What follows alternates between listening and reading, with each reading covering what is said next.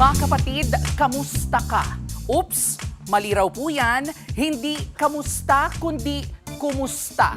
Pero teka, bakit ba letter U at hindi letter A? Galing po kasi ang salitang kumusta sa Spanish phrase na como esta. Ibig sabihin yan, how are you? E noong panahon ng mga Kastila, nahirapan daw bigkasin ng mga Pinoy ang como esta. At dahil wala namang letrang C at accent mark sa lumang baybayin, mas naging natural ang tunog na ku.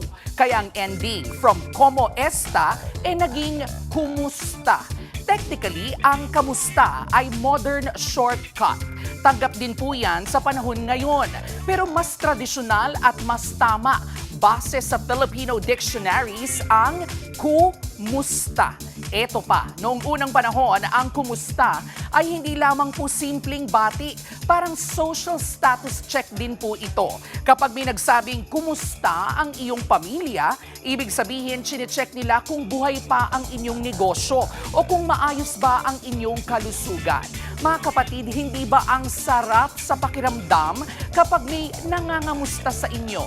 Pero huwag naman po sanang magtampo o sumama ang loob kapag walang nangangamusta. Minsan kasi may mga taong tahimik lang pero iniisip ka rin yan. Stay safe mga kapatid, yan po ang ating K-Alaman.